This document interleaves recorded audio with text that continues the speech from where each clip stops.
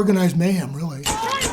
Rugby is this weird thing that is a sport, it's a lifestyle, it's an attitude. It lets you do everything. It's a sport without limits. Everyone tackles, everyone runs, everyone passes, everyone hits the ground, everyone supports everybody else. It's just amazing how big your skill set has to be. I'd say it's American football with better athletes, better all-around athletes. Rugby was a chance to run with the ball. It combined different aspects of all sports. You couldn't just be unidimensional. You had to be able to jump and run, and had to have endurance, and you had to have strength. You had to be fast. You had to kick. You've got to create something in unity with your own team so that you basically move the ball up the field. And I think that's the great part about it. You never did any of that stuff. Come on. I was too busy trying to push in the scrum, but what is that supposed to mean? You weren't even in the scrum. I had a very good view from behind. Okay. It was not an individual type of effort. It was all for the team with a great group of guys who played hard for 80 minutes. There's no coaches telling you what to do or how to do it. You got to figure it out yourself on the field during the game. There's only one ref with 30 guys on the field. So you can imagine what kind of stuff goes on when the ref turns away. Grown men, at least sort of grown men, could go out there on the pitch and just completely annihilate each other without anybody being arrested. And after the beat-up game of pounding your opposite or whoever you come across, the home team takes you and feeds you and gives you beer all night. Right. And you laugh about the time you almost punched each other out. A ruffian's game played by gentlemen. There you go. Wait a second, who are these guys?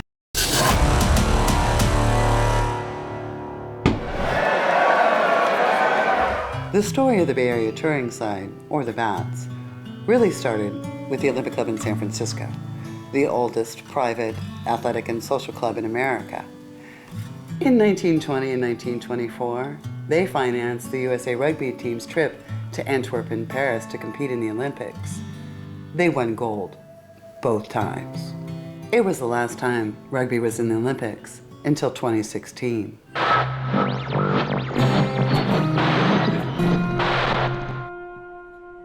San Francisco in 1967 was the epicenter of the social, political, and cultural movement, which we call the counterculture.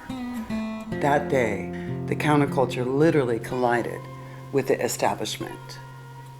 My dad, Dick Markson, was the athletic trainer for the Olympic Club, so my family was there on January 14th, 1967.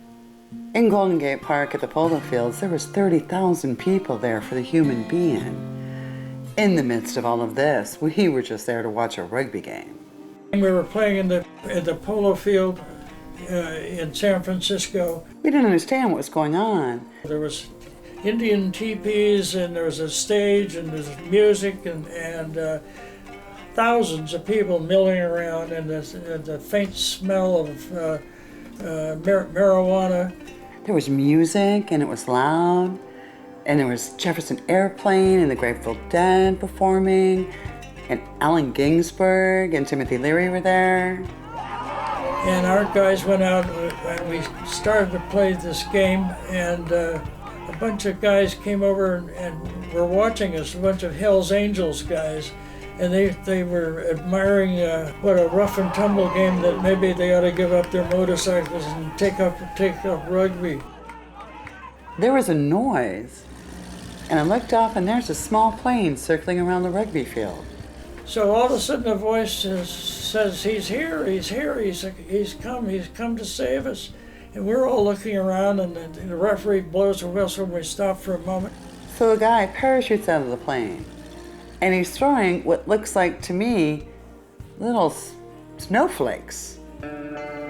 It wasn't snowflakes. It was LSD tickets.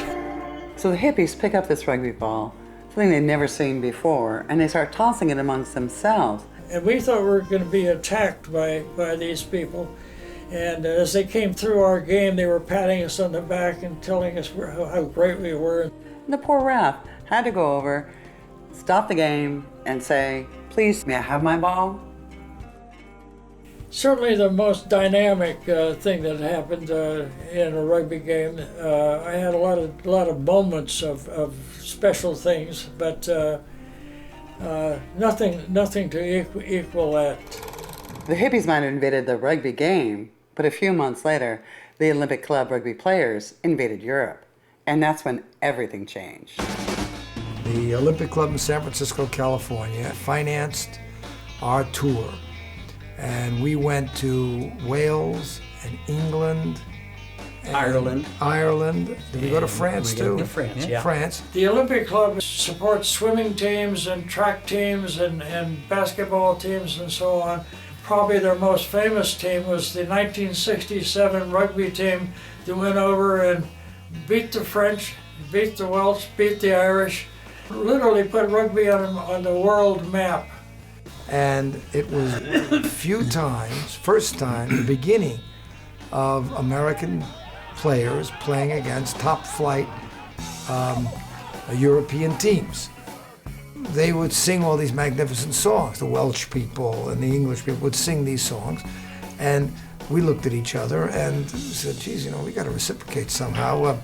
Well, let's sing Cal's song, the Cal song. We sang the Cal song. All right. Then, what other song do we all know?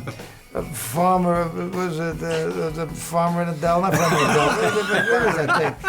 E-I-E-I-O. I mean, it's so childish and ridiculous. The Europeans had no knowledge of what American rugby was like, and that was one of our advantages. We didn't really understand the game either. We played an unorthodox brand of rugby. And so the first trip over there, they were quite surprised that we did well against their better teams. During that trip on a train from Wales back to England is when the B.A.T.S was formed. Yeah. We were sitting in the train and that's right. For certain reasons, everybody decided that what are we going to do next year? And we said, well, why don't we form our own team? Yeah. It was a racial issue. There was a team member that was not allowed full club membership in the Olympic Club. I had a problem with the Olympic Club. There was two kinds of players. There was the English, the old country guys, and the football players. And the Cal and Stanford football players were a little tired of the English input on a lot of things, and so they decided to split. And we got out, and I was complaining about how the club was being run. I was complaining about the racial problems because none of the college schools would play us. We couldn't schedule any games against university sides. Can I swear? So we said, fuck you, Olympic Club. We're breaking away. They called us a bunch of crybabies. I said, I'll tell you what kind of crybabies we are. We'll take our guys and we'll form our own team and we'll beat the shit out of you. And so we met out at my place in Walnut Creek in the late 1967, I guess it was, after the tour, and we formed the B.A.T.S, and we were number one in 1968. When you played for the B.A.T.S, there were Cal guys, there were Stanford guys, there were Olympic Club, Ramblers, and people from all over the country. And when you played rugby, you played all in. And if you were all in, it didn't matter where they came from, it's just you're there together.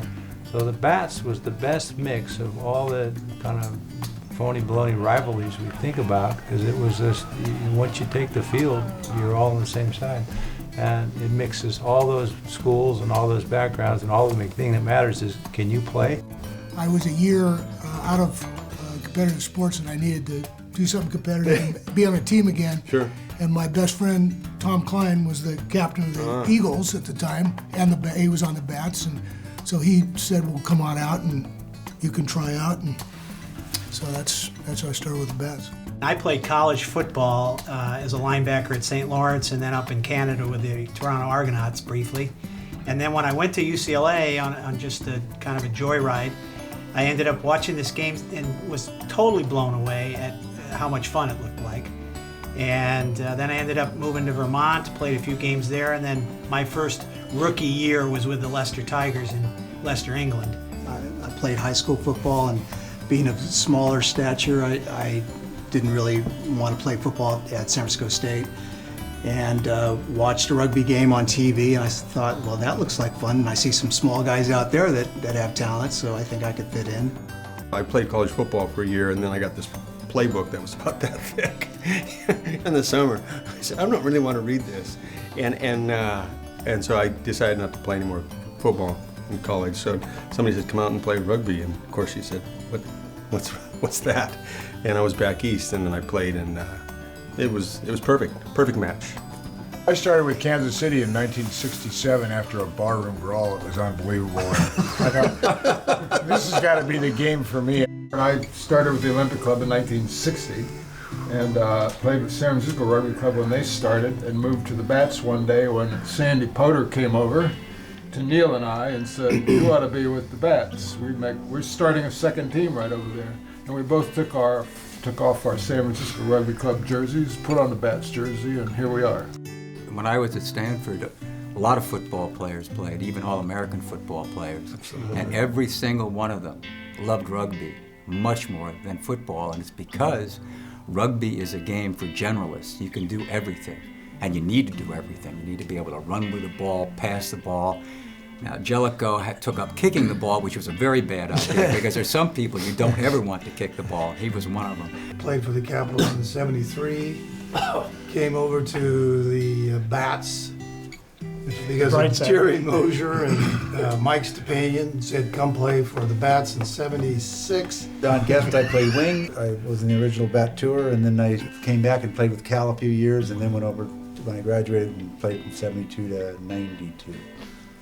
Jerry Mosier, I played football with all original B.A.T.S, then played rugby for 2 years at Hayward, and then came over in 1970 to the B.A.T.S and played regular B.A.T.S through '81 and old B.A.T.S for another 3 or 4 years.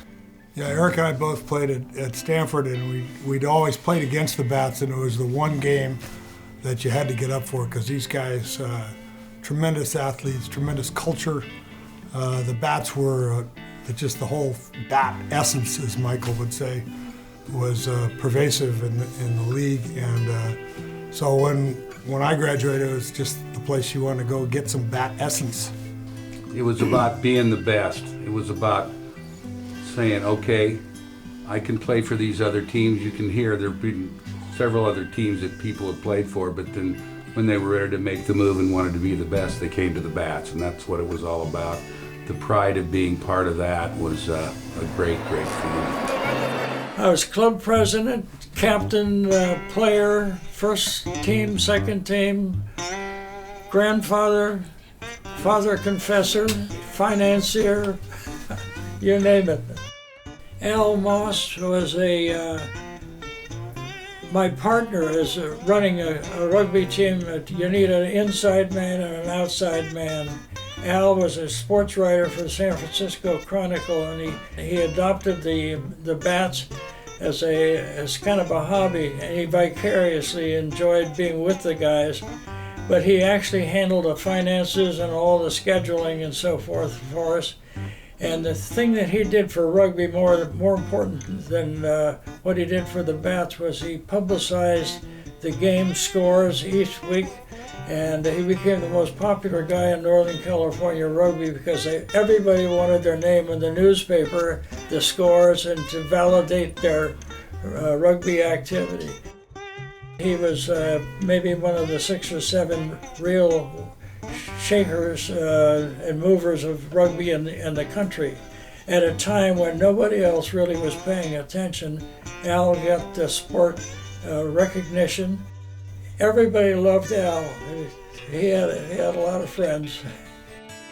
We just ran ourselves. We had, your dad, we had Jim Waste, we had Al Moss, and we had our selection meetings at Stepanian's office on Tuesday night after practice, and they went for a long time. But we ran ourselves, and we became friends through that process, and there was no hierarchy involved. We figured out what we wanted to do, and we did it. And we did it ourselves in our own way. There was no university, there was no school, there was no hierarchy of a bigger club ahead of us. It was just ourselves running our own team. And I think that is sort of the independent nature of rugby that appeals to me and probably everybody here. It was cool. There was no hierarchy. it was the team, and the team was tremendous athletes, and all put their shoulders together and kind of took on the world. The players were almost uncoachable. They were all guys from major colleges that had good basic training. You couldn't coach them. They just had to rely on their own skills and their own sense of teamwork. The fact is, we were a little bit anti-establishment, the players. We got together on our own, and we felt that we were all capable, intelligent, and yet sort of independent people. So we had a difficult time finding a coach to coach us because we just felt this sort of a holier-than-thou attitude. I mean, you know, that's really what it was. I always wanted to play in a great team, and the Bats were a great team. I'll tell you, the combination of Stanford University and University of California, the best players, the best people combined, the original Bats with a few outsiders like myself and just a few guys who didn't go to the school, maybe only 10 or 15% actually. In the beginning. Was a fabulous amalgamation of really the top guys around. I mean, it was wonderful. It was a beautiful, beautiful confluence of two schools that decided to play rugby together. It is kind of amazing to think of Stanford players playing together afterwards. Right. Yeah. And everybody knew that the Bats had the best talent of anybody who played. Now, they might have not won every game, but they had the talent, they had the class, they had the old school players. They played well, they played hard, they played fair, and that was, I think, what I think about Bat Essence. 5 minutes left. We're going to figure out a way to win the game. That's right. We're going to put ourselves in a place, and we're going to figure it out. We're going to go to our best player, and we're going to. Everything we did was engineered to get the ball to the guy that was going to get us where we needed to go, and that's the way we did it all the time. We frustrated the hell out of a lot of teams we played because they have us, and then we just somehow figure out how to make it happen. That's the Bats. Bat Essence. Bats means excellence. Before I was a Bat, Bats were always the team that you wanted to beat.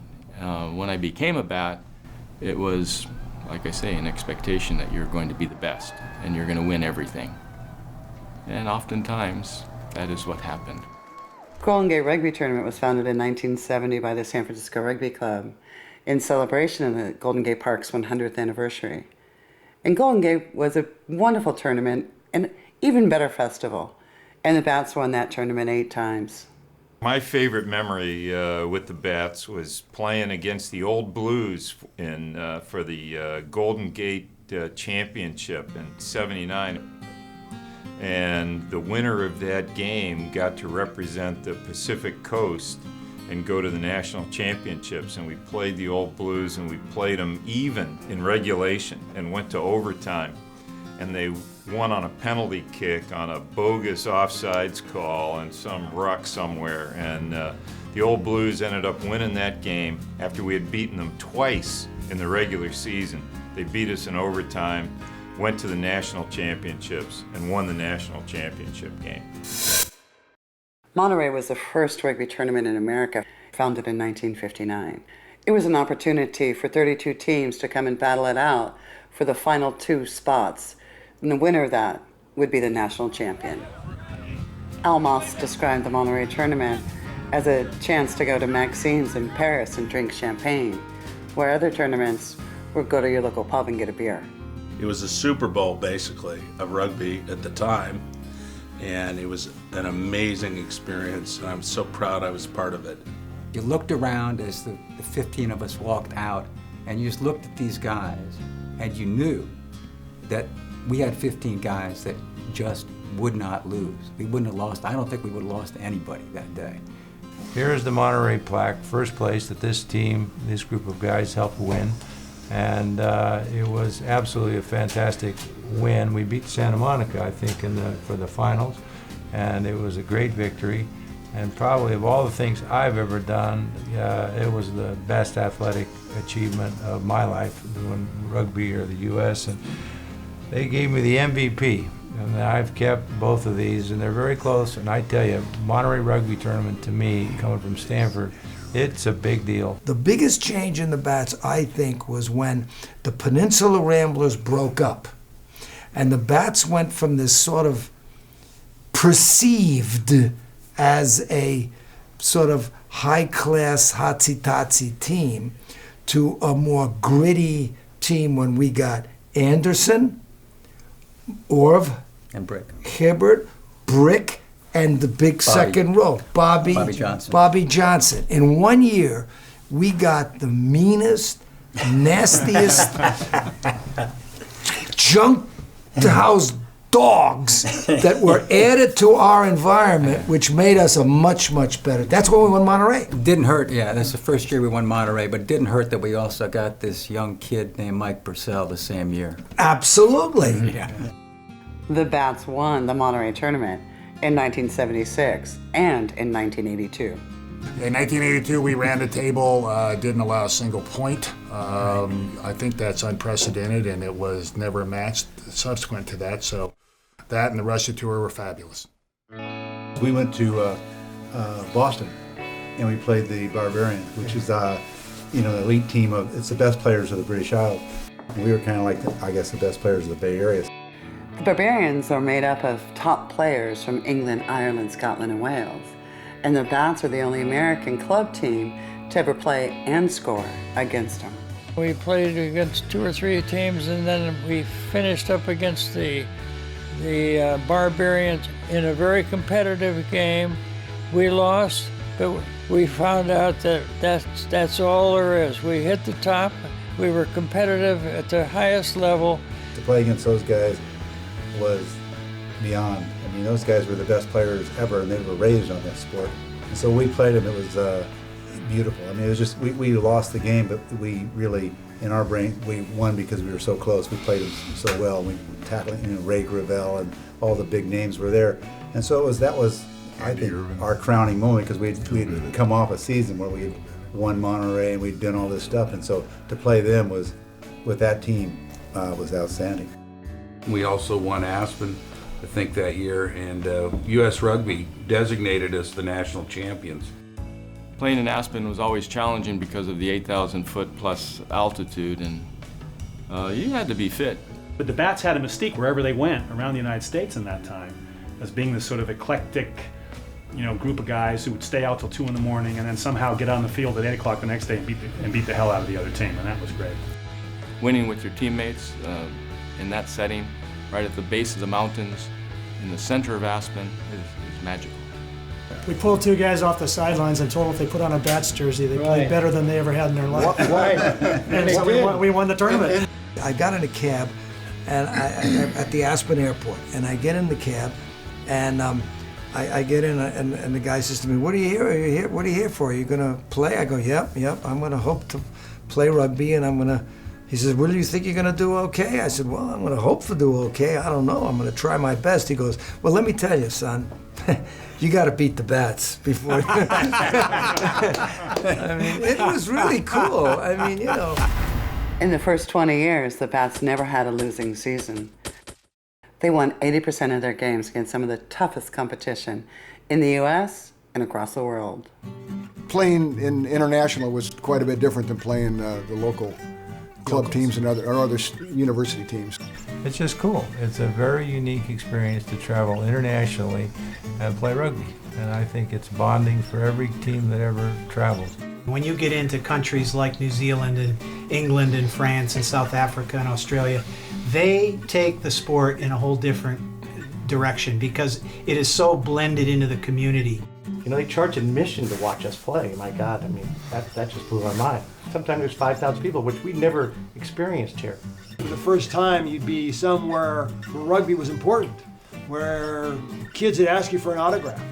And you'd look and say, "Who, me? You want my autograph?" I think one of the things that kind of remind me of that is in Italy, outside our hotel room, we used to have gobs of people out there basically, waiting for us to basically throw out something that a jersey or a sock or your underwear. It didn't make any difference. I mean, we weren't used to that back in the States, of course.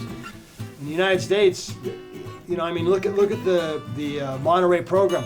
how to play rugby in the Monterey program. I mean, they have to tell everybody what the game's about and what it's all about. And you go overseas, and you're New Zealand or South Africa or Australia, someplace like that, England, Wales, and all of a sudden everybody knows about rugby, and there's a culture there. The Bats were the first American rugby team to play in such places as Romania, Germany, Tunisia, Italy, Czechoslovakia. Back then, nobody was getting paid to play. They all had to pay their own way, whether it was going for a game, a tournament, or a tour. Everybody had to come up with their own money to play the game they loved. You're not going to go tour the world playing football, basketball, baseball. You're just not. So in rugby, you got to do that. You got entrees to places you would have never gotten as a solo backpacker. You felt like an ambassador. You felt like you were breaking new ground, both politically, socially, and athletically. Wherever you go, anywhere in the world, and the minute you say something to a stranger and rugby surfaces in the conversation, there's an instant bond. You're in. And there's an amazing exchange that sometimes goes deep and long into the night, but one of the greatest examples of a team sport that you could ever have. We were sort of this mystical team from San Francisco. Who knows what was going to happen? It's just absolutely phenomenal when you get international rugby players together. We're all of one mind, we're all of one spirit. If you go to another country and you go to any place that plays rugby, you're automatically accepted as a... Right. I mean, Even behind the Iron Curtain, that was surprising, yeah. I remember being in Romania with the Bats. We went over, and Jim Waste took us over. We didn't know this at the time, but he's working for the CIA.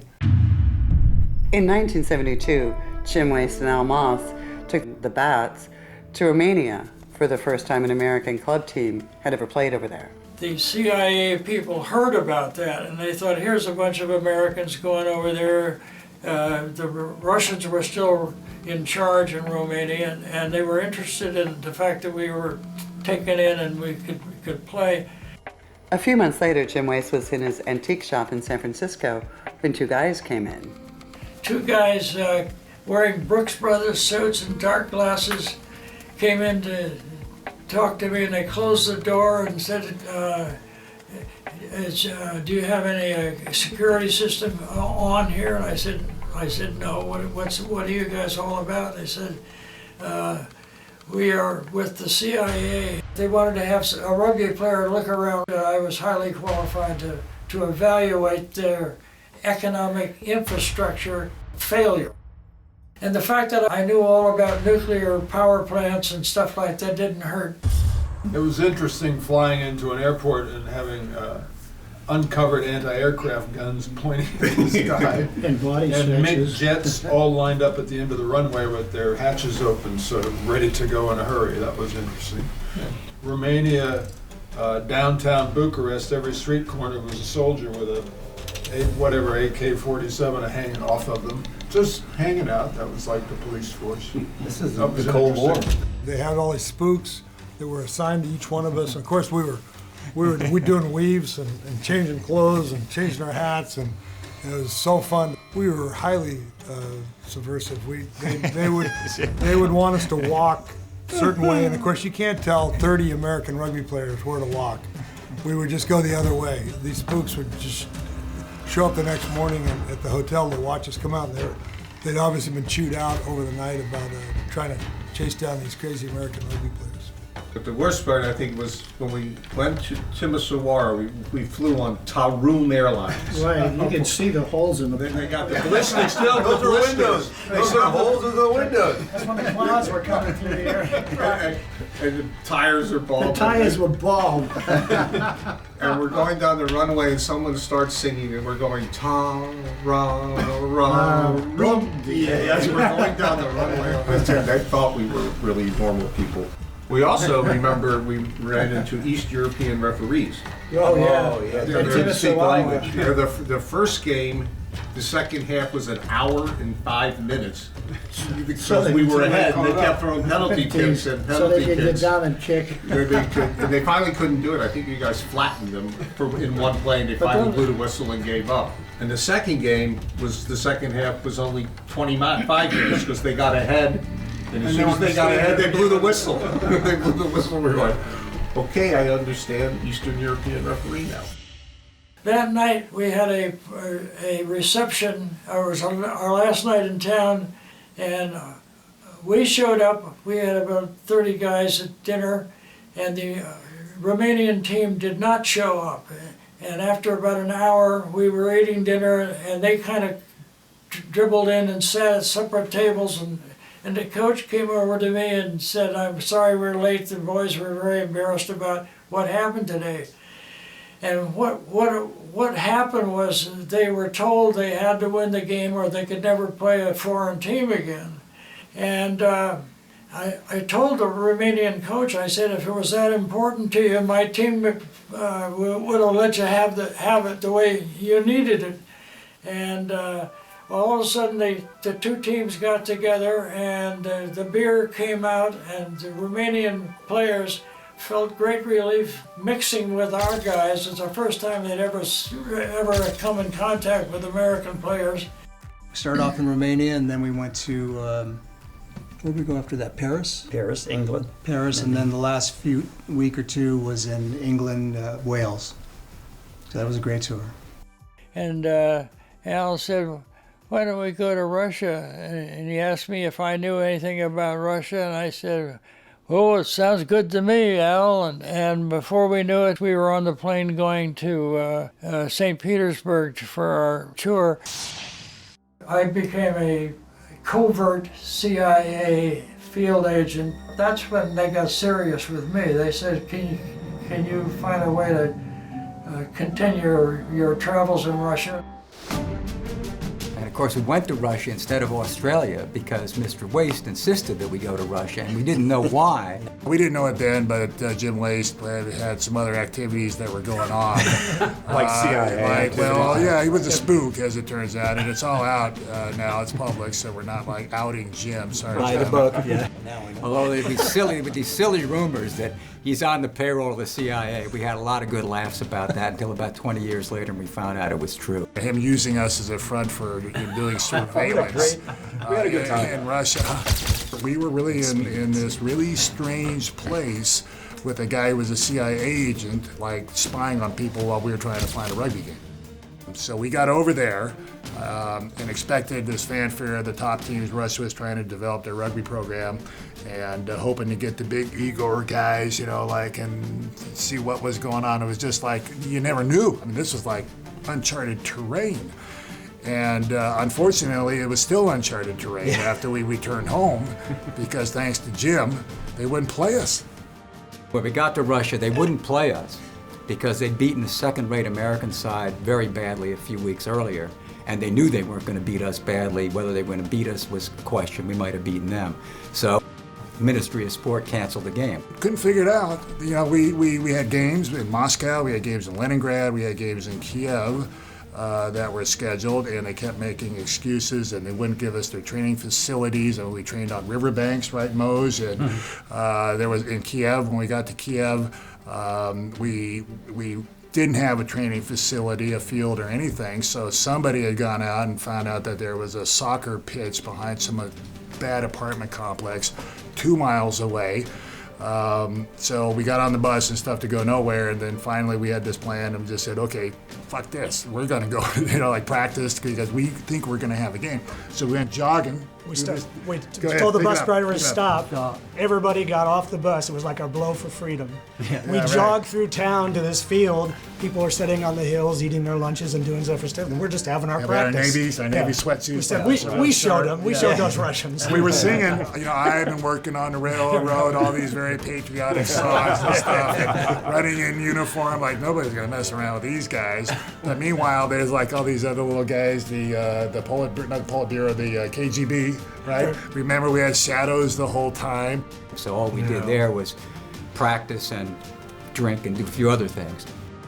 And a couple of them actually found a new way to wear decorations because they pinned the back pins to their chest with their shirts off, and that was a new styling. Didn't catch on much.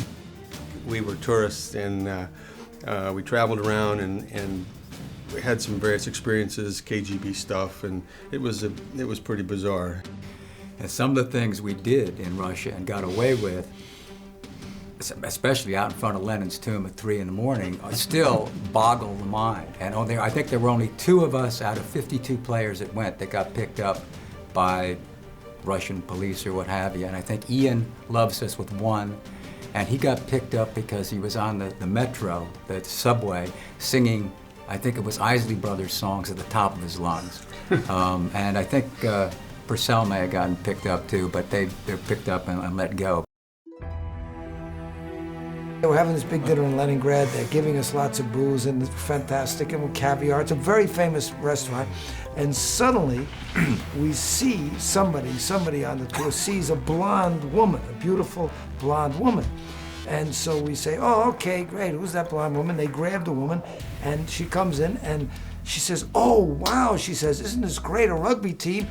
We're here touring for the Australian volleyball team. Suddenly, there's 30 beautiful women coming into the, I was married at the time, so it was not relevant to me, but to the other guys, it was really amazing. They gave us caviar. They gave us the greatest food. They just watched us.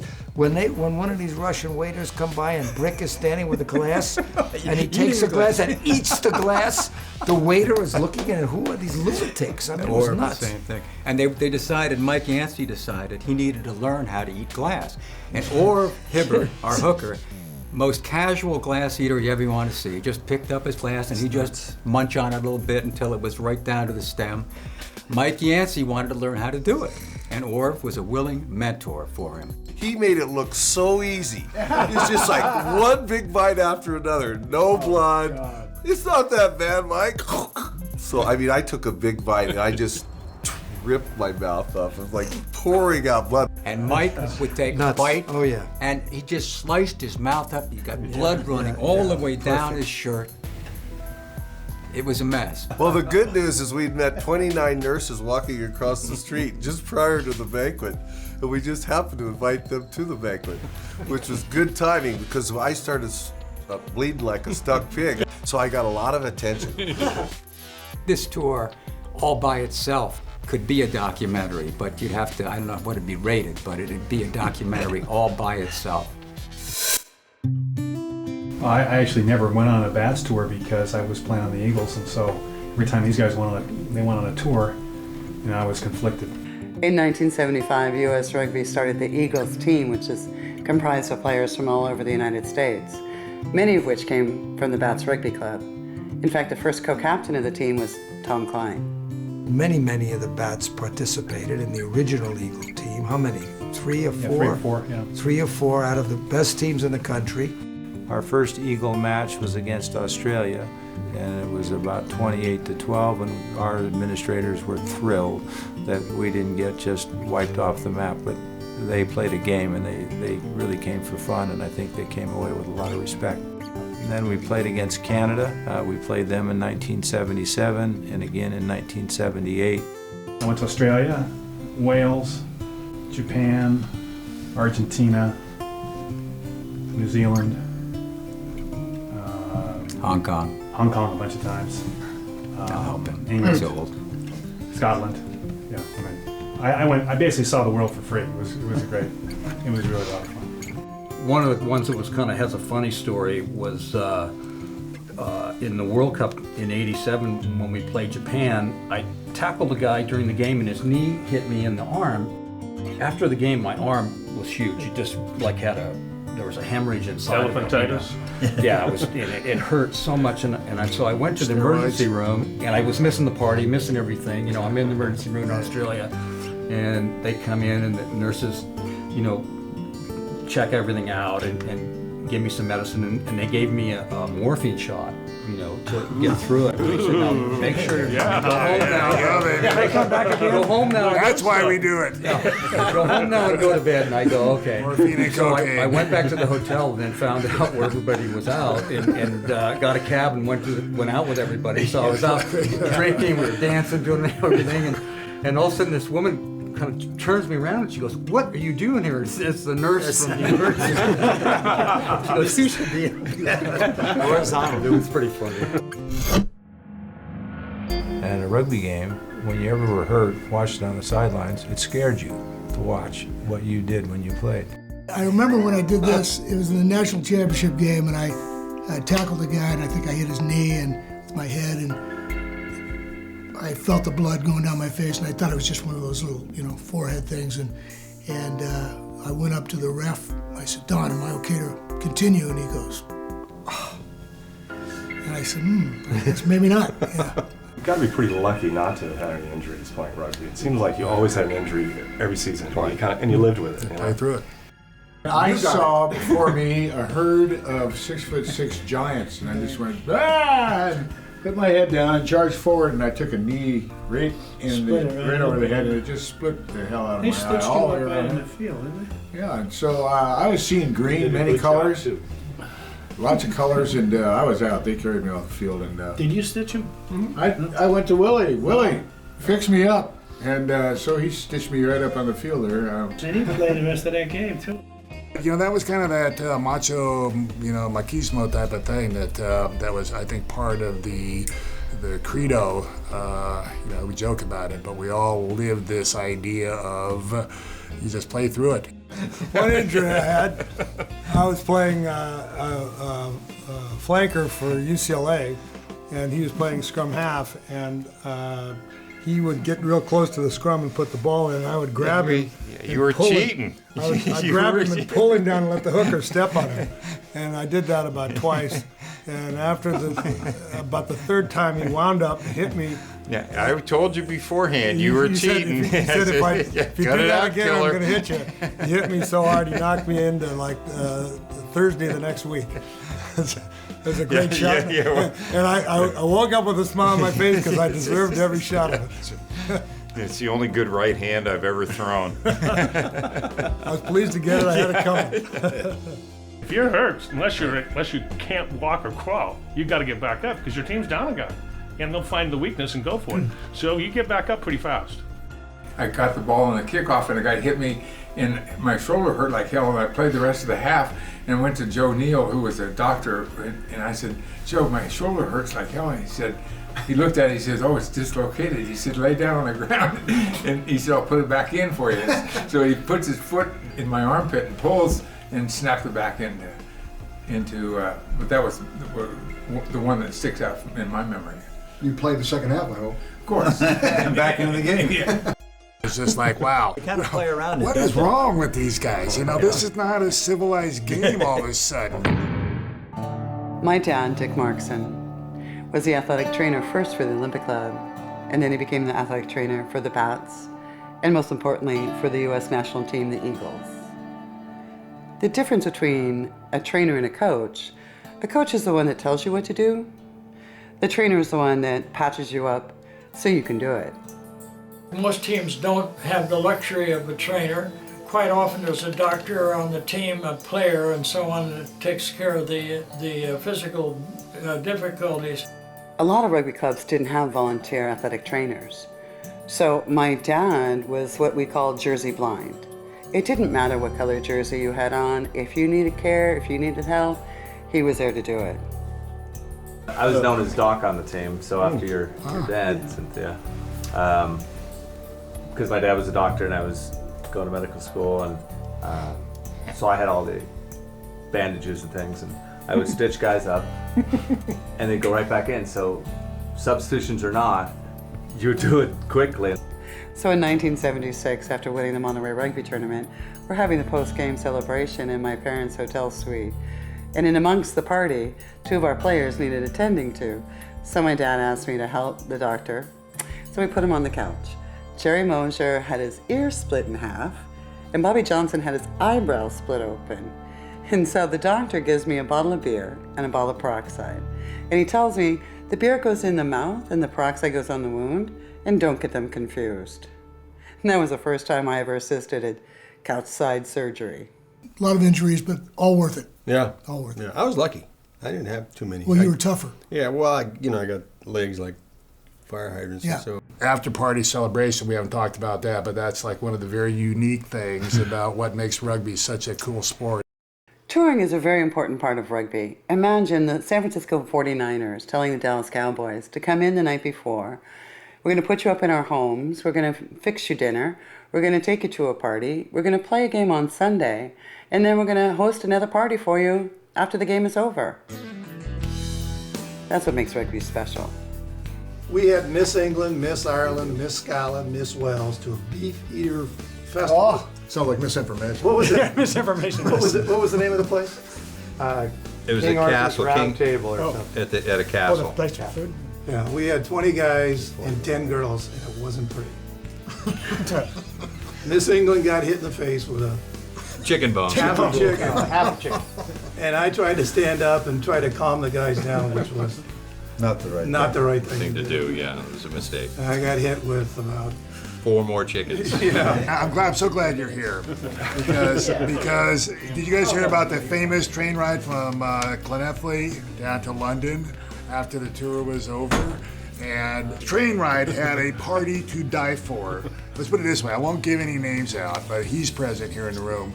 That was completely I think we all have to say we're there. subsidized and sponsored by the fines that this teammate of ours accumulated for things like being late for every practice and almost every game.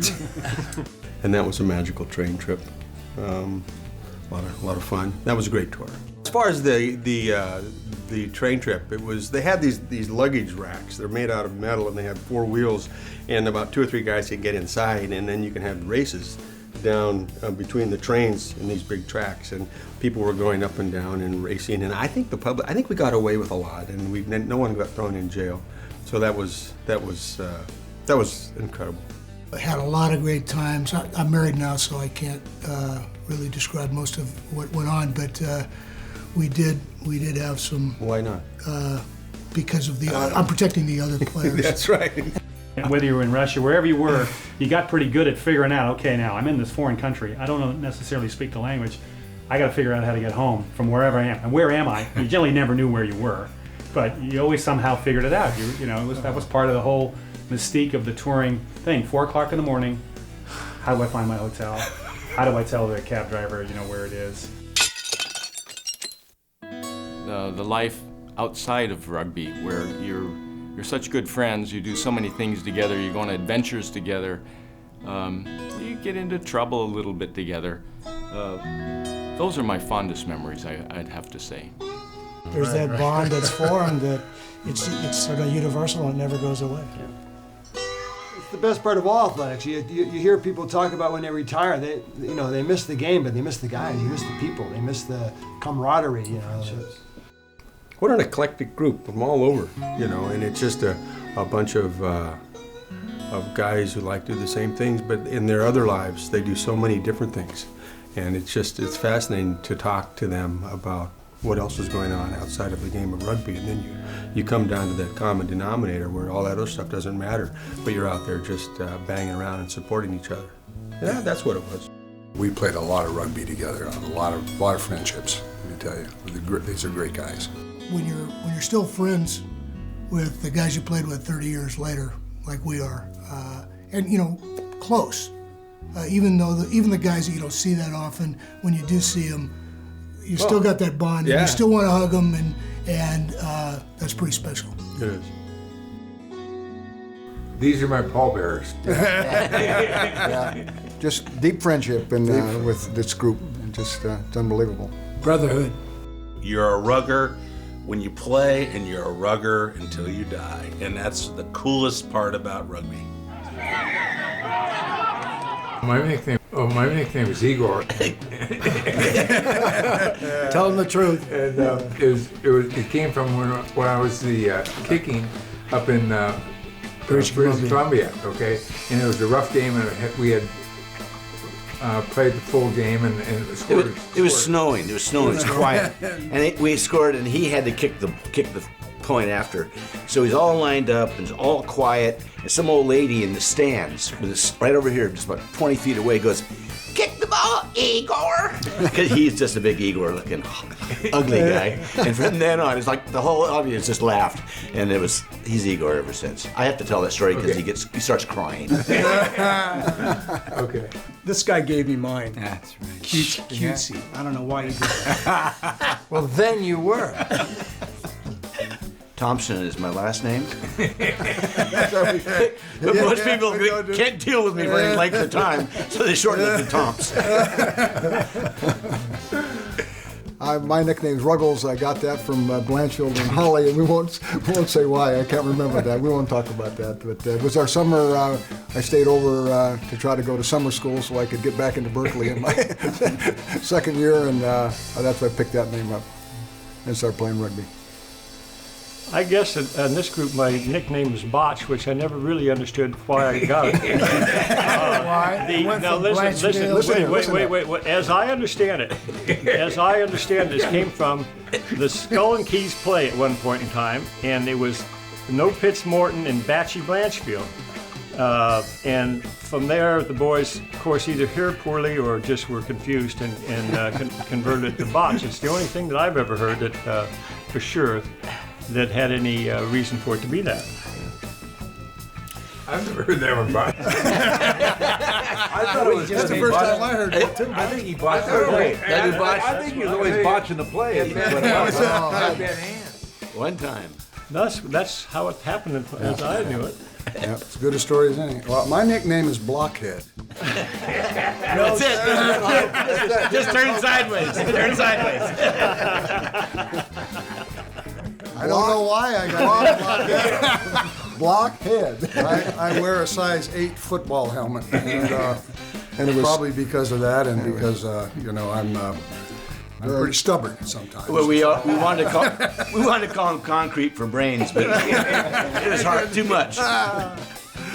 I don't think I had a very complicated nickname. My nickname was TK. TK. No, Bean King. Spray. Spray wasn't it? Jellicoe was referring to me as the spitter, but I think TK. Now it's just the ambassador. Now I'm the ambassador. Commodore. Commodore Fruits Fruit. Yeah.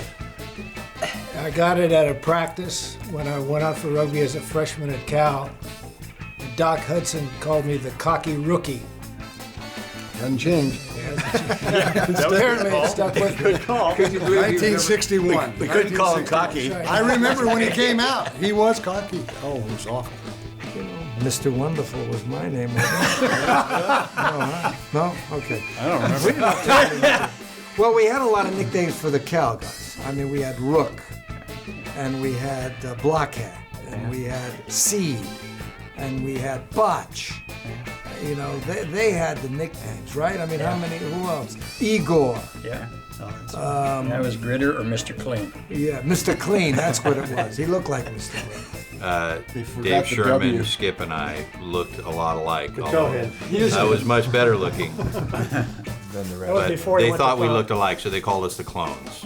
And we played the same position. It wasn't the Clowns.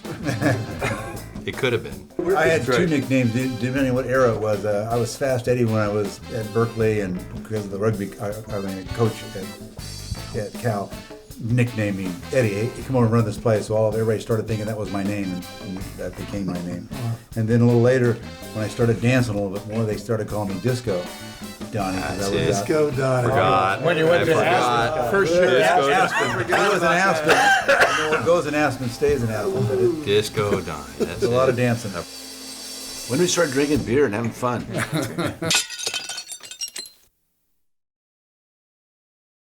These guys are brothers. I grew up when I was just a little kid with these guys, and they have absolutely maintained their culture throughout the entire time. I grew up on a rugby pitch.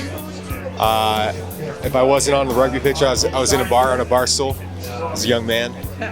So is the sport, so is the culture. It's a good game. Fortunately, I was able to pass on to my kids, and my son was able to carry on to a brilliant rugby career. So my life has revolved around rugby, both from the time of the late 70s all the way through 2016 at the Rio Olympics, where my son was able to play for the United States. Quite a moment. Well, I mean, what you're interested in is eating glass, but that wasn't such an odd thing. I mean, I didn't think at the time, but I think we all we had to drink there was vodka and what was it? Vodka and something else. So by the time we got to the glasses, eating them, I was pretty well on my way, and I was showing my buddy Mike Yancey how you do it, you know, without bleeding. But he didn't get the secret. he ate it. But at any rate, I don't do that anymore. I give it up for Lent. No blood, no anything, no words. That point on from any of the Russians about how they were going to kick our ass. Some experiences with Bruce Mossbacher, Dave Sherman, and Jeff Murray on the New Zealand tour in '82. Is there anything specific you like those story or I can't get into specifics. I'll be arrested. We had a great time, both on and off the field. It can't be a better life than this. I came up here because I knew a lot of the guys that played for the Bats back in the day and against them, and just wanted to see how it all started. When I think the first rugby book I ever saw in a library in Grand Rapids, Michigan, mentioned the Bats. So they were enveloped in my mind. We're all brothers, man. We play the same sport, went to battle against each other. So, you know, you create a pretty big bond there, and these guys are friends for my life. When I played football, that we would do as a macho expression of football, and we even ate. There was 3 women that had an apartment once.